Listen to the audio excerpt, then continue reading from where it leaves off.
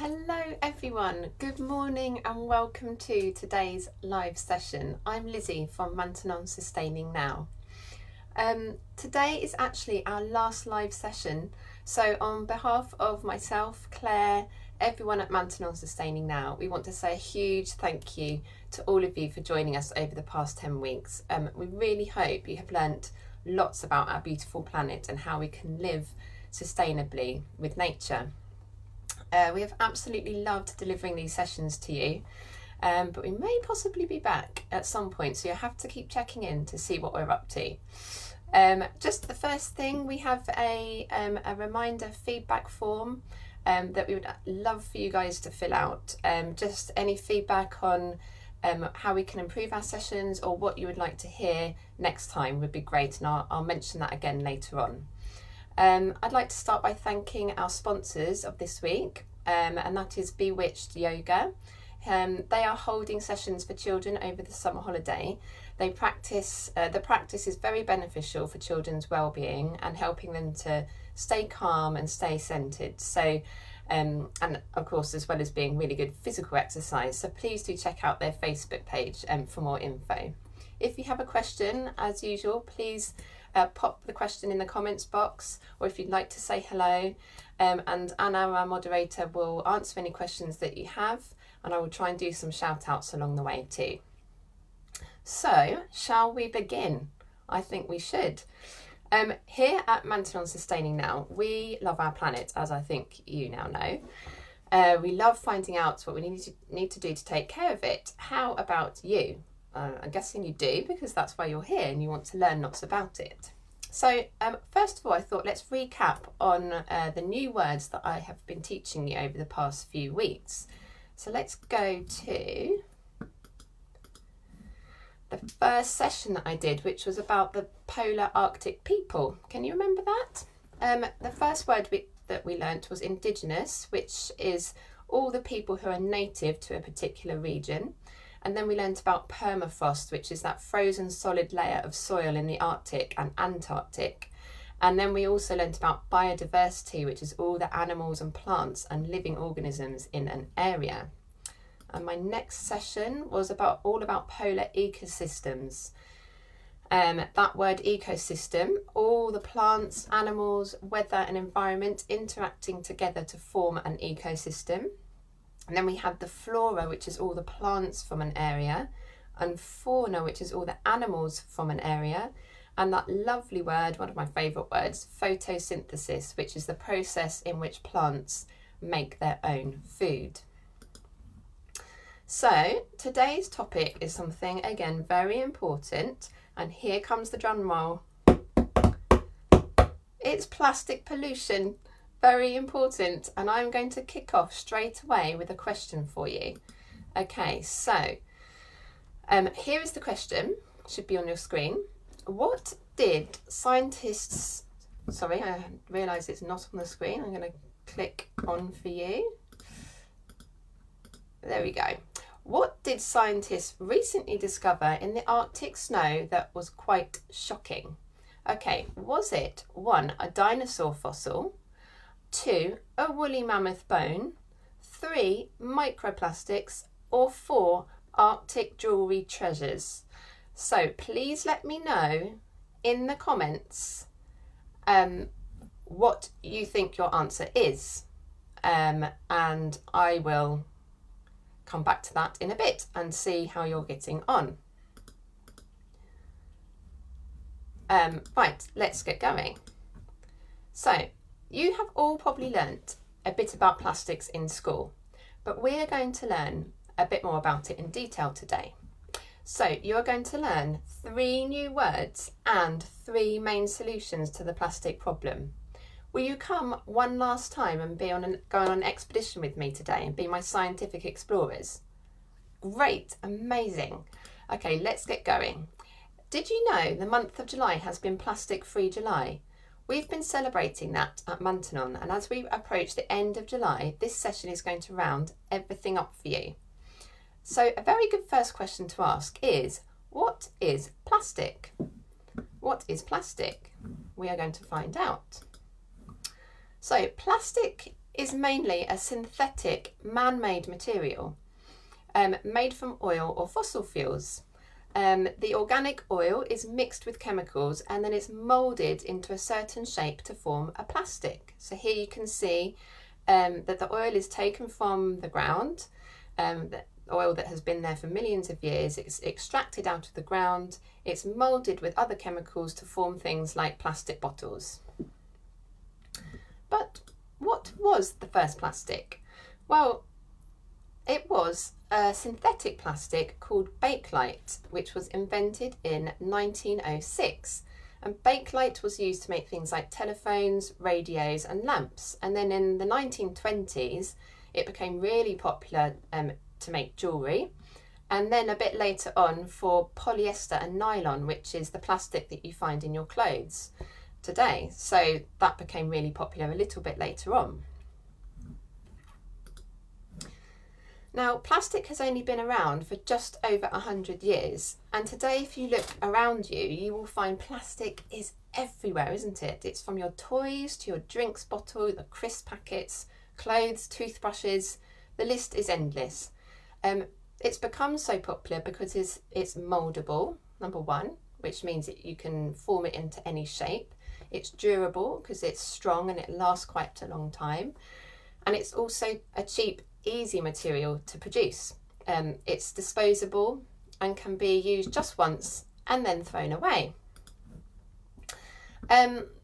So it does have certain benefits. We can see the value of plastic clearly during the current coronavirus crisis. Every day, lives are saved and doctors and nurses are protected through the use of personal protective equipment, or PPE. And that's with things like masks and gloves, which are all made of plastic. Now, we recognise the valuable and positive role that plastics can play in our lives. It certainly does have good points and benefits. But this doesn't mean that single-use plastic is right for everything else in our lives. All parts of society need to reduce relying on pointless plastic. So I'm just going to go over the answer to our quiz. So the answer was number 3, microplastics. Okay, so what did scientists find that was shocking in the snow? It was microplastics. Okay, plastics have been found in the deepest depths of the Arctic. Yes, that's right. Even in one of the most remotest areas on Earth, there have been plastics. Now, I would like to do some shout outs, but I can't actually see any comments. So I just want to say a really big hello to all of you that are here. I know that we do have Rosie and Henry and maybe Amir and Aran. And I just want to say a really big hi to you all. I can't actually see any comments at the moment, but hopefully they may come through in a little bit. Now, the big question to ask also is, what is the problem with plastic? So let's find out, okay? There are 3 main problems with plastic. The first one, unlike most natural materials, plastic is permanent, okay? Which means it doesn't decompose or biodegrade to become something else in a circle of life. Now, this is my first new word, biodegradable or biodegrade. And that means something that is decomposed or broken down by living organisms. Okay, but plastic does not biodegrade. It does not go away, and once it's made, it breaks up into small pieces that stick around for a very long time. It's a substance that Earth cannot digest. Okay, every piece of plastic that has ever been made still exists unless it has been burnt. And this is an example, a pure example, great example. This is my friend who does amazing things on beaches in Cornwall in her community, and this is what she found. She finds things like this daily. Crisp packets that are practically pristine condition that are nearly 40 years old. This is a crisp packet from 1979. Look at it. It practically looks like I've just been to the shops and bought it. Although I wouldn't throw it away like that.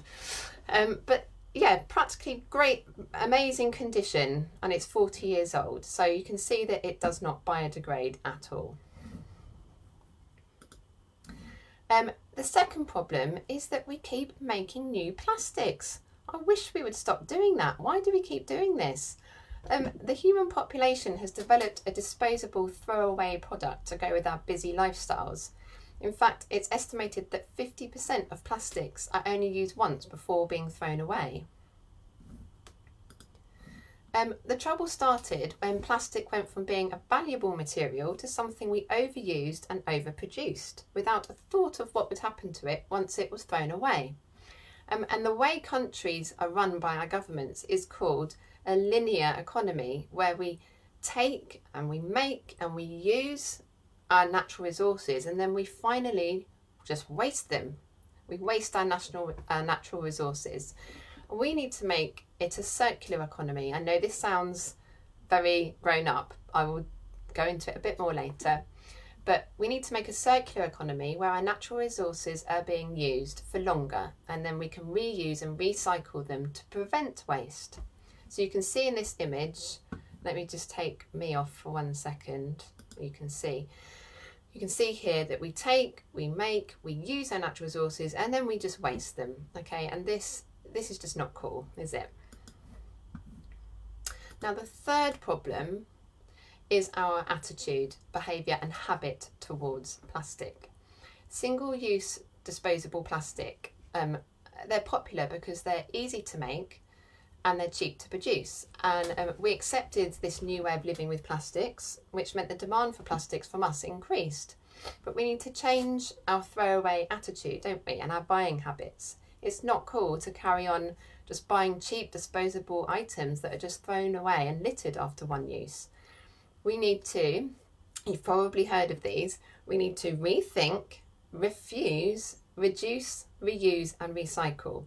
Okay, 5 R's there. And I'm going to talk to you a bit more about that later on. I just wanted to show you this image. It's an image from 1955 in a 1950s magazine of people just throwing their disposable plastics into the air. You know, it was all just about just buy disposable plastics so you don't have to wash up, and then you can just get on with your busy lives as quickly as possible. So we really need to change that behaviour and habit. Are you ready for some mind-blowing facts and figures? Okay, this is just crazy. So we are producing more than 300 million tonnes of plastic each year, but 90% of all plastic is not recycled. Crazy. 36 million bottles are sold in the UK every day, but only half of these get recycled. And finally, I mean, this is just a number that is mind-blowing when you see it like this. About 1 trillion plastic bags get irresponsibly littered in our environment every day. Look at that number. I mean, how many zeros? 3, 6, 9, 12 in a trillion. It's such a big number. And when you think about it in terms of plastic bags in the environment, it's unbelievable, isn't it? So what happens to plastic once we're finished with it? Well, plastic is a valuable resource, but as we have learnt, plastic stays around for a very long time and is ending up as plastic pollution. I'm sure you've all seen, here's some examples here on some images of litter on our streets, parks, rivers and beaches, but perhaps the most alarming is the plastic pollution in our oceans. Plastic polluting the oceans with plastic is unnecessary and unsustainable. In fact, scientists say that at least 8 million tonnes of plastic are dumped into the ocean each year. Now, that is equal to the weight of 600 blue whales. 600 blue whales. Imagine the weight of that in terms of plastic. That's how much plastic we are throwing into the ocean every single year. It's unbelievable amount, isn't it? Now, it's estimated also that 80% of all marine litter comes from the land, which gets into the rivers and then flows out to sea. So you can see, you know, like the life of a plastic bottle where someone has thrown it on the ground, it gets blown into the river, travels down the river out to sea, where it will stay for a really, really long time. And it's actually thought that in 30 years' time, in 2050, the weight of all the plastic in the ocean will be more than the weight of fish. Not good news. So when plastic reaches the oceans, it floats and travels huge distances. It gets caught up in the rotating ocean currents that spiral around each other, and this is known as a gyre. And this is my second new word, gyre, which is a rotating ocean current. But a gyre can also describe a huge collection of plastic waste found in certain parts of the ocean. And there are 5 major gyres in the ocean, all filling up with plastic. You can see those on your screen now, the 5 gyres. Now, perhaps, well, it is, not perhaps, the largest of these gyres is the Great Pacific Garbage Patch, located between California in North America and the island of Hawaii in the North Pacific Ocean. It's 6 times the size of the UK. 6 times the size of the UK. That's huge, isn't it? And there is thought to be 1.2 trillion pieces of plastic in this gyre. That's 250 pieces of plastic for every human in the world. So imagine all of that plastic in the ocean just circulating around forever and ever. So most plastics start their journey from our rivers into the ocean and then go into the gyres. The sun's UV rays and salt water make the plastic very brittle. It's thrown about by the waves, which breaks it up into tiny pieces called microplastics. And this is my third new word, which is microplastics. And quite simply, a microplastic is a plastic that is less than 5 millimeters in length. That's smaller than your fingernail. Okay, so it's really small pieces. And what effect and impact does plastic have on our environment and marine ecosystems? Well, life began in the ocean 3 billion years ago. Let's pause and just think about that for a minute and take a really big deep breath. Do a bit of Blaze's Bewitched Yoga.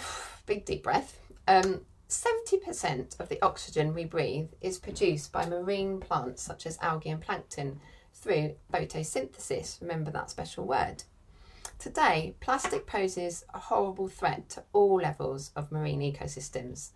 And in the BBC Blue Planet 2 programme, it showed the reality of plastic pollution in our oceans, as Sir David Attenborough told us that the 8 million tonnes of plastic we dump into the sea is killing and harming marine life.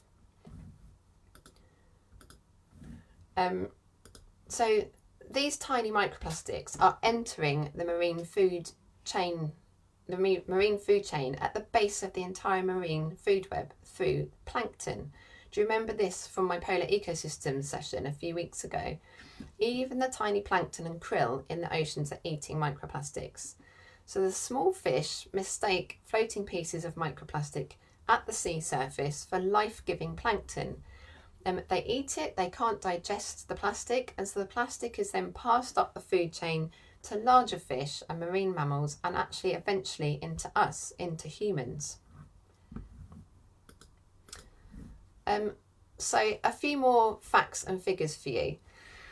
Plastic fills marine wildlife up so much that they can't eat anymore. They can no longer eat actual food. So some of these images really highlight how desperate the situation is. It's predicted that 52%, that's half of all turtles worldwide, have consumed plastic. So turtles mistake floating plastic bags, for example, as tasty treats, such as jellyfish, because that's what it looks like in water. You can see there in the image. So half of all the turtles have consumed plastic. A single albatross chick had consumed 450 pieces of plastic, and that's actually the image that you can see in the bottom left, all those pieces of plastic. I don't think there's 450 in this one, but they found 450 pieces of all of that plastic in a single albatross chick. I mean, how he was supposed to eat any more food when his tummy is all filled up with that, I don't know. 1 million seabirds and 100,000 sea mammals die from eating plastic every year, and the RSPCA in the UK reports around 7,000 incidents each year to treat a bird or animal injured or killed by litter. We've produced more plastic in the last 10 years than in the last 100 years combined, and plastic pollution is said to actually double in the next 10 years. But it's not all doom and gloom. There is good news. There is amazing things happening out there, and there are solutions. So what are these solutions, and how can you guys and me and everyone else help? Well, we're part of the problem, aren't we? But we are also part of the solution. Education is really important, and getting to the root cause of the problem too. So stop making plastic in the first place and find alternatives. So at the beginning of the session, I said that I wanted to teach you 3 main solutions, didn't I, that will help tackle the plastic problem. And there are 3 main groups who have the solutions to sort the root cause out. First is our government. This is the people in charge of our country who make the law or rules. The government can help us to change our habits by improving the environmental law and rules to stop making new plastics. Okay, so that's really important. Number 2 is industry. Now, the industry is a group of companies that use natural resources like fossil fuels and then make them into products like plastics. And industry can help make products become part of the circle of life instead of being wasted. And the 3rd group is us, of course, us, the general public, the consumers.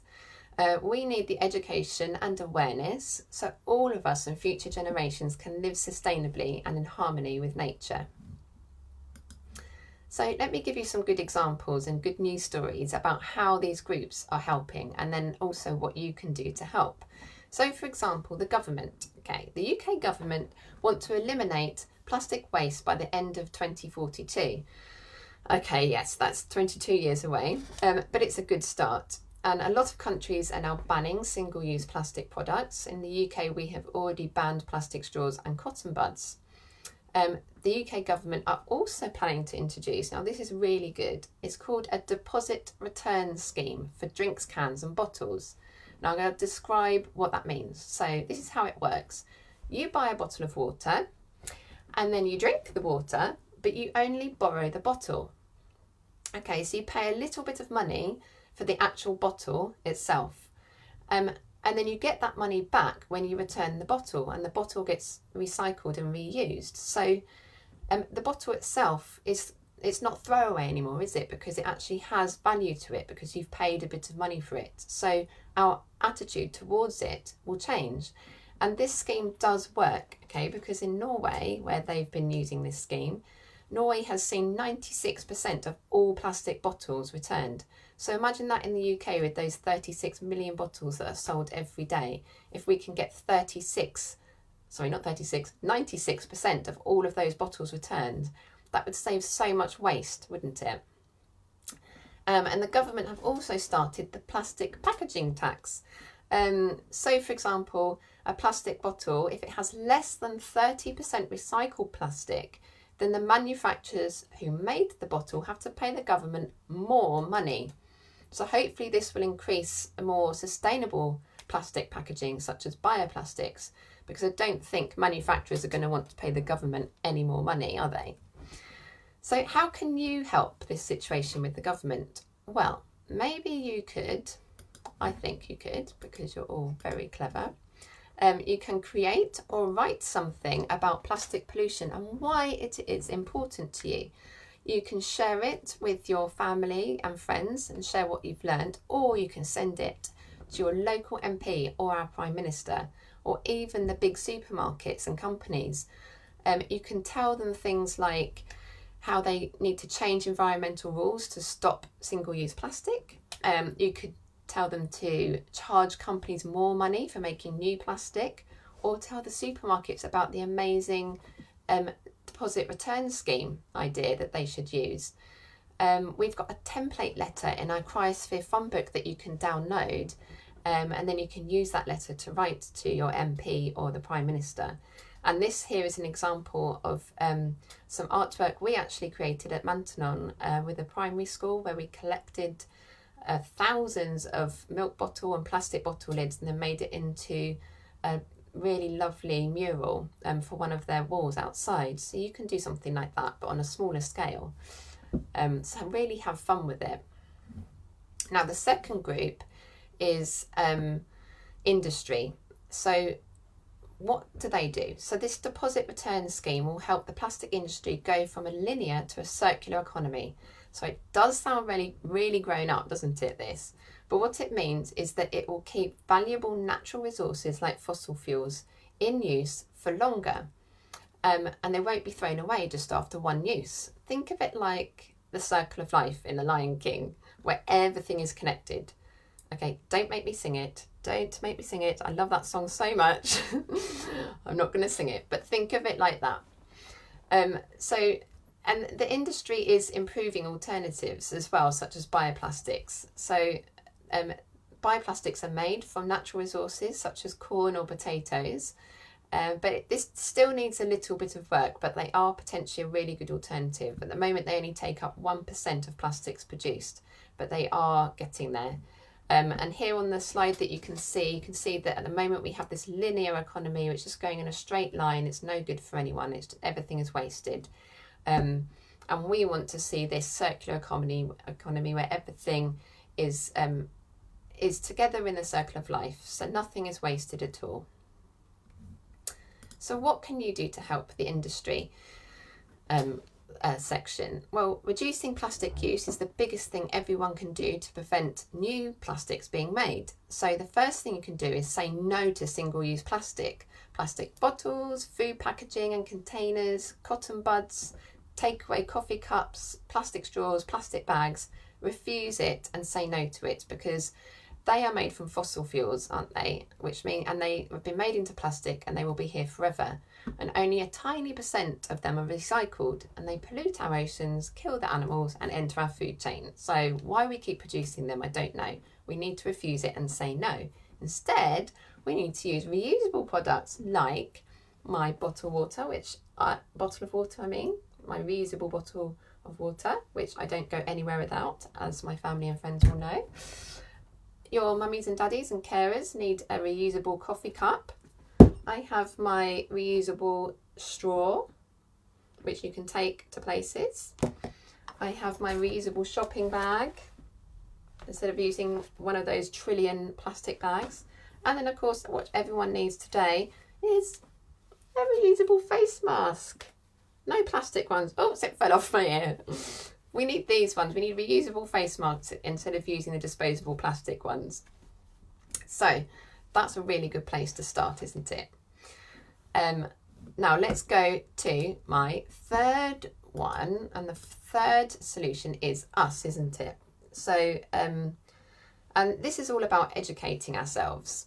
Okay, so I wanted to show you this because these are some friends, Wayne and Coda, Beach Guardian, and I don't know the Little Collector, but they're all Litter Hero ambassadors for Keep Britain Tidy, and they actually do amazing things within their communities. They're normal people like you and me and your family and friends who are really interested, and the environment means a lot to them. So they've just taken it upon themselves to do some amazing things in their environments, and and then along the way they educate as many people as possible, and that's what it's all about. And I love this picture here on the left of this group of ladies in the 1950s telling everyone to please take their litter home. So all those years ago, people were still trying to get the message out there. So another really cool story was in last year, two sisters aged 10 and 8 from the UK learnt in school how plastic harms the environment, and they were shocked by the plastic waste we produce and wanted to get to the root cause. They started a campaign and a petition asking fast food chains to think about the environment and cut down on their plastic toys, and the petition got over 500,000 signatures, and as a result Burger King cut out all of their plastic toys from their kids' meals. So that was an amazing accomplishment. So we need to stop big companies like supermarkets and fast food chains to stop making new plastics in the first place. So what can you do to make a difference and reduce your plastic footprint? Well, you can, through education, we can change our habits by practicing the 5 R's that I mentioned earlier, which will help the circular economy and circle of life. So we need to rethink before we buy. Do we really need that item? That's your choice, but we need to think about it. We need to refuse, like I said before, anything that is single-use plastic. Okay, if it's not sustainable, refuse it. We reduce the amount that we buy, especially plastic packaging. We have to reuse things and be creative with what we've already got. You can reuse anything, make it into something else so that it will last longer. And then finally, recycle. And this is the last option. So if you don't need it anymore and you can't give it away or give it to charity, then recycle it. Other things you can do, we can do a local litter pick or mini beach clean. So we know that this doesn't actually get to the root cause of the problem in the long term, but it definitely helps our environment in the short term. And there's a few things coming up in September: the Great British September Clean, World Cleanup Day, and the Great British Beach Clean, all in September. So if you're going to the beach over the holidays, you could do that community a little bit of favour and pick up some litter that you see. You could start an eco club at your school and sign your school up to the Eco Schools programme. That would be really good. Or you can encourage your school to take up a TerraCycle programme. This is an innovative recycling programme and company that recycles hard to recycle waste crisp packets and beauty products and sweet wrappers and pens and things like that. So that's a really good option too. Now, I hope that wasn't too overwhelming for you. That is a lot to take in, I understand.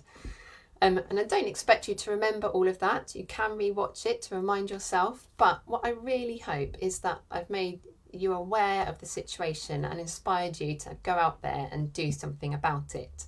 So as we come to the end of the session and end of Plastic Free July, we must remember that many small things that we do make a big difference, and together our collective action is really powerful. So we can start by just doing one thing at a time. Maybe start with refusing single-use plastic.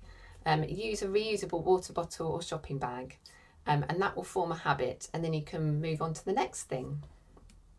So as I round up the session, let's just quickly recap the new words that we learned, shall we? So do you remember biodegrade? That's our first new word. That's something that decomposes by living organisms.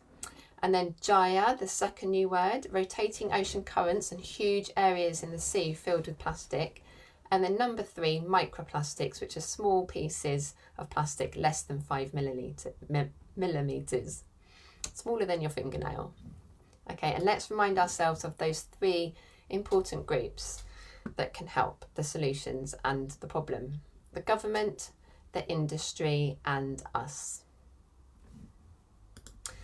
We'd love to see any letters that you write or experiments you do or photos of you having fun. So please tag us in your photos or email them to us at contact@mantenon.org.uk. And don't forget to download our fun books at mantenon.org.uk and follow and like us on our social media pages. If you have missed any sessions, then you can easily catch up on our Facebook page and YouTube channel too. The feedback form, we'd love to hear your feedback about the session that I mentioned earlier. So as I said, any ways we can improve them or what you would like to know next time, please let us know. Hopefully Anna can put a link in the comments for you. I still can't see any comments or coming up on my page, but hopefully it's working for you. So hopefully we can get that working and you can let us know what your thoughts are. Thank you again to our sponsor, Bewitched, for sponsoring this session, to Anna for the communication with you guys, and thank you all for joining us over the past 10 weeks. You have been such fantastic explorers. We will really miss you. Well done, everyone. So until we see you again, continue to learn and explore as much as you can about our amazing planet and how you can live more sustainably and leave only your footprints wherever you go. So bye everyone. I'm not going to go just yet, but I was going to do some shout outs. Still can't see anyone, but I know you're there. So big love to you all and big hello and goodbye to you all. And the last thing I'd like to say is it's a quote from The Lorax by Dr. Seuss, which is one of my favourite books. If you haven't read it, please do, because the Lorax really cares about the planet and he's very wise. And he says this. He says, unless someone like you cares a whole awful lot, nothing is going to get better. It's not. So I'm going to leave you with that thought whilst I go and do a little litter pick with my gloves. I've got my gloves, I've got my vest, high-vis vest, and I've got my litter pick. I'm going to go and do my litter pick, and then I'm going to write to Boris Johnson and tell him about those 36 million plastic bottles that we should not be using every day. Okay, maybe you could do the same. So, bye everyone, take care, and hopefully we will see you really soon. Bye!